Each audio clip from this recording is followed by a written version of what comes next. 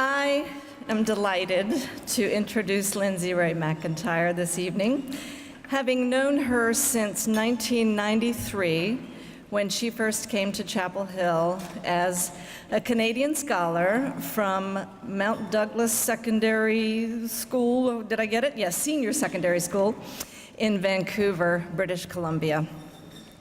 I had the joy and privilege of being Lindsey Rae's Morehead-Cain advisor, and I can attest to her brilliance, her energy, and her almost constant positivity. As a scholar, Lindsey Rae left her mark on the university in many ways. She was student body vice president. She was a North Carolina fellow. She was a member of 2 of the university's top honorary societies, and the recipient of the Outstanding Undergraduate Woman Award and the Chancellor's Award, given to the graduating senior who has made the most outstanding contribution to a realization of the human ideals of equality, dignity, and community. And for all of these contributions and many more, she was named Glamour Magazine's, one of Glamour Magazine's top 10 College Women of the Year in 1996. Lindsey Rae graduated, I know, cool, huh? Yeah. Lindsey Rae graduated in 1997 with a double major in English and Communication Studies with highest honors. Now, if you've read her bio on the back of your program, you know a little bit more about the rest of her story, but we're going to let her pick it up from here. Please help me welcome our keynote speaker tonight, Lindsey Rae Mcintyre.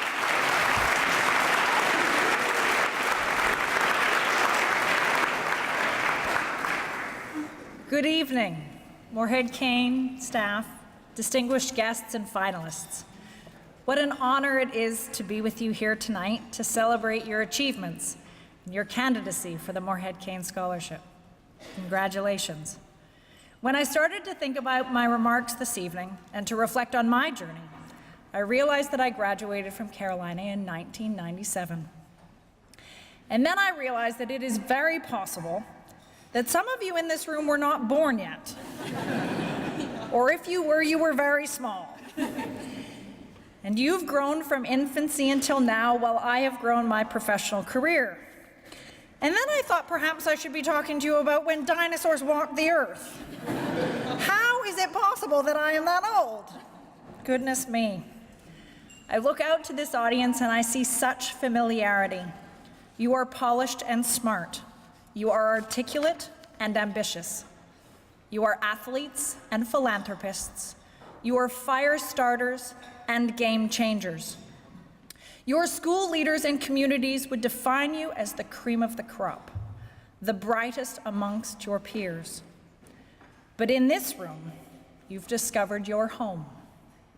For perhaps the first time in your lives, you're surrounded by a group of your peers who make you think that your desire to cure cancer, solve world hunger, create new technology to collapse distances, to tackle artificial intelligence, isn't all that strange after all. In fact, they expect it. Better yet, they'll help you think about how to do it, who could help you, and what resources you could bring to bear to turn your dream into a reality. For some of you, the Morehead-Cain has been a lifelong ambition, as you have had friends and family members and acquaintances talk about the magic of the Morehead-Cain and Carolina. Others of you, like me, knew very little about it until you started the application process. For me, the Morehead-Cain crossed my path like divine intervention. I grew up in Victoria, British Columbia, and previously there had never been a Morehead scholar in Canada west of Toronto. I was neither the valedictorian nor the head girl in my school. I was just a really great student who was out to change the world. I applied for the Canadian Merit Scholarship, which then had a joint selection committee with the Morehead-Cain, which I had not applied for. As a Canadian, I knew that American schools cost a fortune. So it wasn't until my finalist interview at the provincial level that I was asked why I hadn't applied for the Morehead-Cain. I diligently explained myself, and the Morehead alumnus on the selection panel said, "Well, you know, if you win, you don't have to pay to go to school." I said, "Check that box right there." You see, I was the youngest of 4 children. My mother was a single mother, and the idea of going to some far-off place for school, if paid for, sounded like a good plan. My Morehead-Cain finals weekend occurred in Toronto, and we didn't get the benefit of all this back then. When I returned, my first course of action was to find Chapel Hill on a map. A few weeks later, I was working away on my paper and my phone rang. Yes, it was attached to the wall, and yes, it was a bizarre thing called a landline. It was my friend Scott who said, "Stop what you're doing right now and turn on the television. Don't ask why, just go fast." I turned on a basketball game where UNC Chapel Hill and Michigan were in the final seconds of the national championship game, and UNC won 71-77.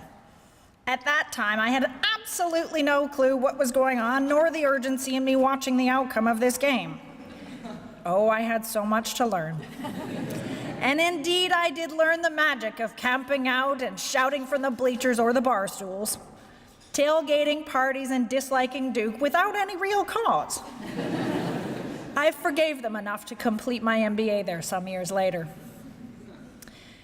In my first few days at Chapel Hill, I was certain I'd been dropped on another planet. I couldn't understand the accents. People came from places I'd never heard of before.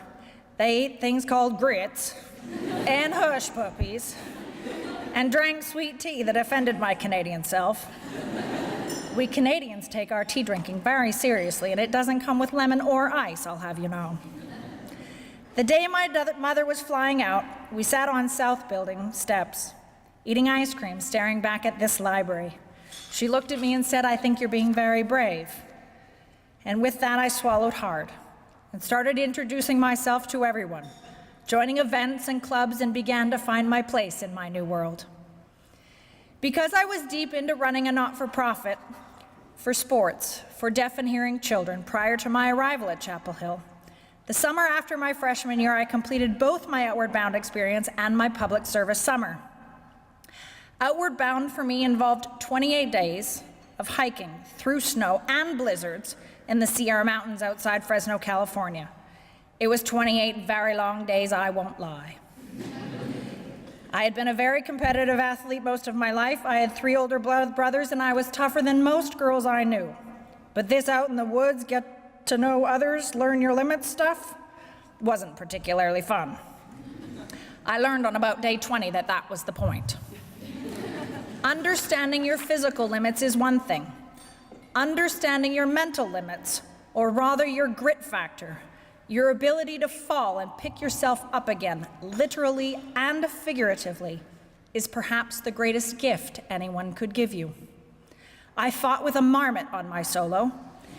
He ate my socks, and in return, I would collect rocks and block the exit to his house. He, of course, would figure a way out. And so my 3 days went. I'm going to save you a lesson. Mother Nature wins. From Outward Bound, I went to the inner city of San Diego to do gang intervention and counseling work, riding around the San Diego skyline, following the tagging symbols of the most prominent gangs. There I was, fresh from the forest, bright-eyed and ready to go. I am certain when my team leader, Jose, saw me walk into his office, he was wondering what in the world to do with me. A bunch of Moreheads and I rented a flat and spent our evenings solving all of San Diego's youth problems. That summer, I was called every racial slur you could call a white person, got to know girls who had babies when they were babies themselves, and knew of kids who were murdered by their own family members. I learned a lot that summer about privilege, about social structures, and education and influence. I learned a lot of street smarts, self-defense, and how to connect with people who didn't like me before they'd even met me. All of these lessons have served me well since. My 3rd summer internship I created out of thin air. You'll find that when you join the Morehead-Cain family, and it is a family, They'll let you run to the end of the road on just about any crazy idea you have until you decide how to make it happen, or you decide you want to make it happen a different way. They'll help you, give you the resources, and help you understand that this is your dream to build and own. It creates a sense of creativity, entrepreneurship, courage, accountability, all of which will fuel every step after Carolina. As I mentioned, I'd been actively involved in the deaf community. I thought I wanted to be an attorney for the deaf, or a teacher for the deaf. I appealed to the president of Gallaudet University in Washington, D.C., to let me intern at his office for the summer. He didn't know anything about the Morehead-Cain or me, and after many letters and a few emails, when they were on green screens, he agreed for me to come. I spent my summer helping him reinvent the deaf curriculum, sat talking to students, both deaf and hearing, about their university experience to get a sense of whether this could be a place where I could build my future. I lived with a motley crew of scholars, also posted in the DC area, and we had great fun learning, debating, and exploring the city. My last and final summer, which back then was called the Travel Study Summer, came out of my mother's Rotary connection to the Canadian Audiology Initiative with a deaf school outside Harare, Zimbabwe. Working with the head nun of the school, I traded letter after letter, designing my research for my thesis and my summer experience. My time in Zimbabwe was life-changing. I saw creatures on the African terrain that I'd only ever seen in a zoo. I canoed the Zambezi, complete with the militia, on the Zambian border, and crocs and hippos in the river. I hiked the Victoria Falls and learned to crave sadza, which is a cornmeal base they use for all their food. I was the only white person in the village, and they called me Makua, which technically means white boy. These experiences around your academic career are not holidays. They are life-changing events designed to help you figure out who you are, let you succeed and fail with insights and learnings that will make you competitive for the long term, and help you get deeply connected to what you know, what you don't know, who you can trust, who you can ask for help, how you are meant to serve the planet, and what stuff you're really made of.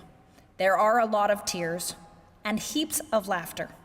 And while you aren't clear on the punchline until long after you graduate, you will realize what the Morehead-Cain experience has given you is the opportunity to explore the road less traveled. With support, safety, and love of your special new Morehead-Cain family, you develop the confidence to do crazy things and learn valuable life-changing skill sets while doing them. Now for the important stuff, your academic experience. When I received the scholarship, I reached out to a family friend who was a very successful CEO. I asked him if I accepted the scholarship, would I be employable afterwards? He chuckled, mostly disgusted at my ignorance. My dear, do you know that that university is the best public institution in that country? It has world-class research capabilities, unparalleled arts programs, revered science programs. I've invested in them and I've never even been there. He was right. I wasn't your average student. By now, this likely doesn't surprise you based on my other stories. I created courses and found teachers who would teach them for honors credit as we dissected the US balance sheet to learn about federal and state delegations, economic dynamics, defense budgets, and the United Nations. Don't ask me what we called it. While at Carolina, I led many student groups and was often found on the front page of the Daily Tar Heel protesting something. And in my final year, I had the pleasure of being the student body vice president. Some point after I returned from Zimbabwe and before my first semester ended, I got a call from the front office of the Morehead-Cain. Chuck would like to see you. Now, Chuck and Megan and all Morehead-Cain staff are rarely intimidating and always served as my family away from home. But a call like this couldn't have been good. When I got to the foundation, I, of course, helped myself to a beverage, scavenged around for any leftover cookies, and made my way to Chuck's office. Lindsey Rae, I've been speaking with the dean's office. It appears that you're 80% complete with about 5 majors. You have an honors thesis in play that straddles at least 2 of them. I understand, I replied. He went on.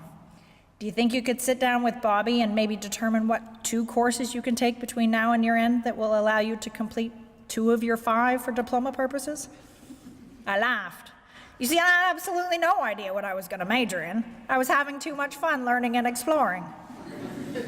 My options ranged from African American studies to English literature to economics to speech and hearing sciences.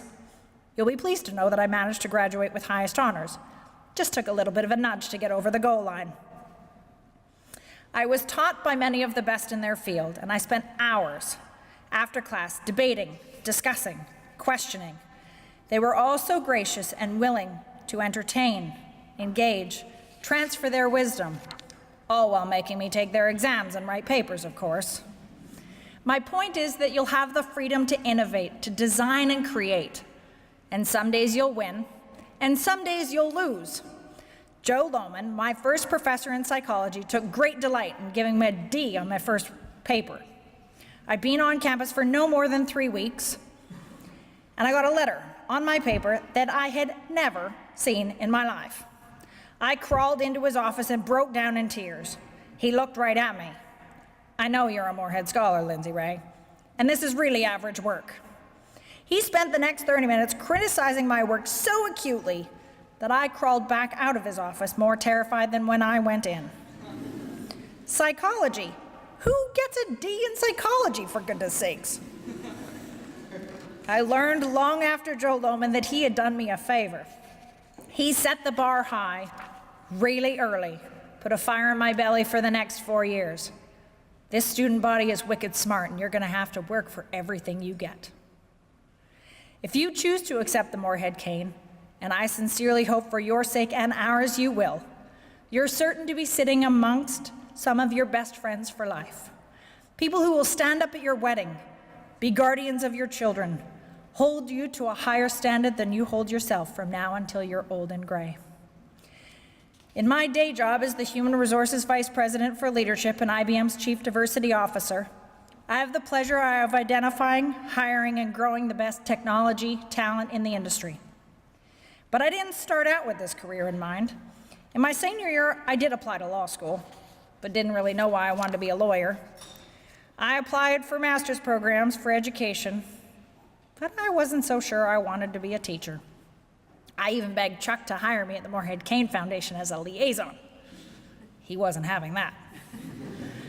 Discussions with Morehead alumni and staff reinforced for me that there was a working world worth exploring before investing in more schooling without purpose or clarity.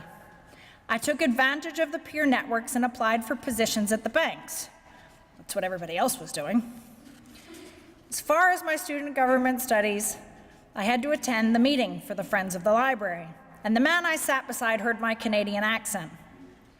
Are you a Morehead scholar by chance? I said I was. He offered me a job on the spot. I asked him what he did. He said he was the head of IBM's healthcare consulting division out of Atlanta, Georgia. I confessed I didn't know much about US healthcare, and I certainly didn't know anything about computers. He smiled. You're a Morehead scholar. You're smart and capable. I'll teach you the rest. And so my 20-year journey with IBM began.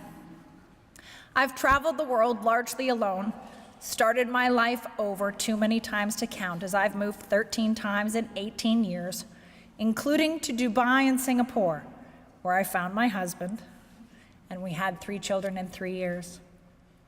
Many of my moves were for bigger jobs or promotions, and it was my learnings from my days at Carolina that gave me the confidence and creativity to accept challenges, to make contacts and friends in new places, and to go forward with ambition, reserving the right to fail if I needed to.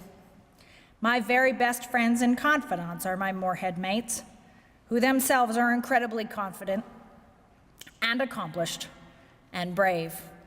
They serve as my conscience. They give me feedback and advice. They push me to be bolder and think more innovatively. I've opened up markets around the world, hired thousands of employees, coached and counseled business leaders who drive billions of dollars in revenue.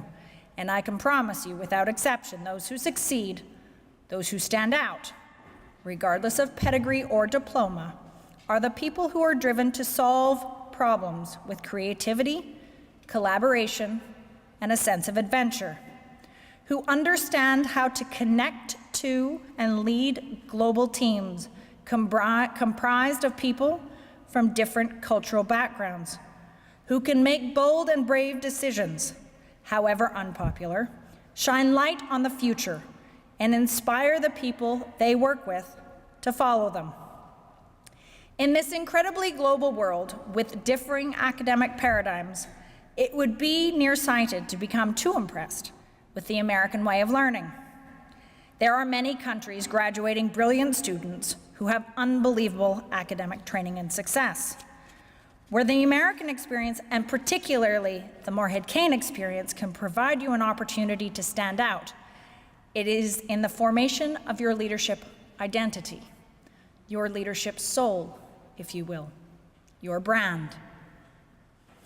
Understanding that not only can you be the leaders of the future, but we are counting on you to be just that. It is an awe-inspiring mission you take on when you accept the Morehead-Cain Scholarship. We have every confidence that you are more than up to the task, that you will outstrip any vision we might have for your future. Know that as you embark on this journey, you are surrounded by a family of alumni who will treat you like old friends, host you in their homes, offer you internships, introduce you to experts in their field, mentor you, chat through concepts and ideas with you. We are getting older. We like to feel useful. Take advantage of our network and our ability to influence on your behalf. For me, the Morehead-Cain was far and away the most life-changing experience I have had. I can only hope that it will bring you the wealth of insight, challenge, and love that it has brought me. Again, congratulations, and I wish you the very best of luck.